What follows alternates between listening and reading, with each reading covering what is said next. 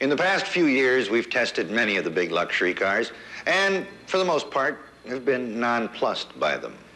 They've been soft, spongy, wallowy in the turns, clearly evident that the engineers were trying to absorb every bump on the road before it ever got to the precious cargo in the passenger's compartment. Buicks always seemed to be the epitome of this rule. But then, along came 1972, and old Softy got some new leg muscles.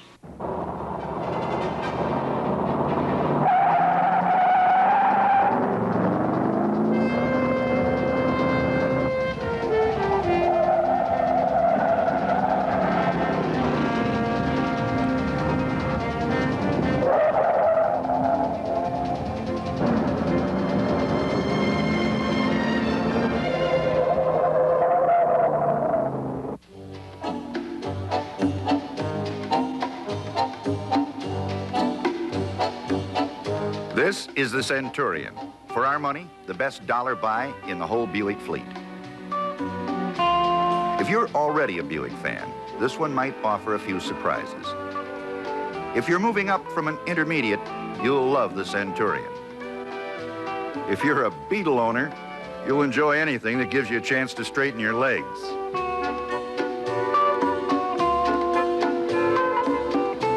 It all sets on a 124-inch wheelbase and is motated by this 455 cubic inch V8 detuned for 91 octane low lead gasoline, fed through a 4-barrel Rochester carburetor.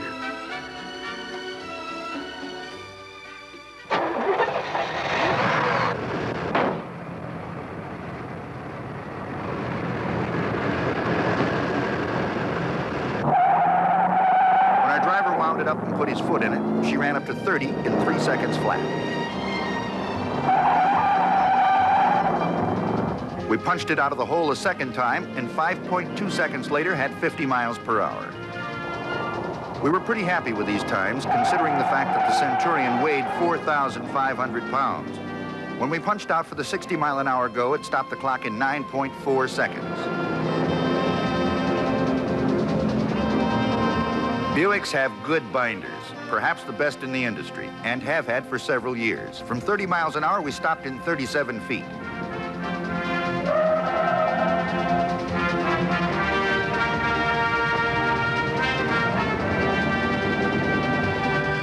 These stops were all made after about 20 minutes on the braking course. They were hot, and from 50 miles an hour, she shut down in 93 feet. Up front, they employ single piston discs. In the rear, vented drums. Brakes dissipated heat rapidly. Pedal fade was at an absolute minimum. All of our stops were made in a good straight line, including this panic stop from 60. It took 204 feet.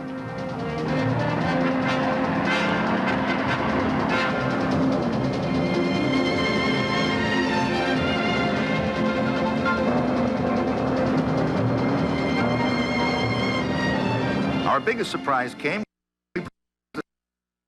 after knocking over most of the cones. Our driver had parked it and get out, a little worse for the wear. However, this model was an all-new ball game. He ran through at 40 miles an hour. Body lean was not excessive, and the recovery was very good. Although we did find that the power steering unit would hesitate and cut out about halfway through the run after fast alternating turns of the wheel. Here's that same run, filmed head-on and in slow motion. The overall stability, as you can see, was very good.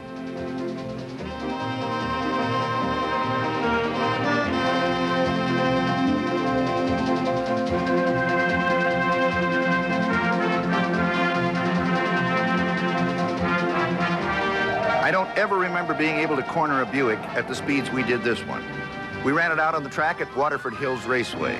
It's a neat, well-maintained track with some very tight turns. At high speed, the front end did display a tendency to push.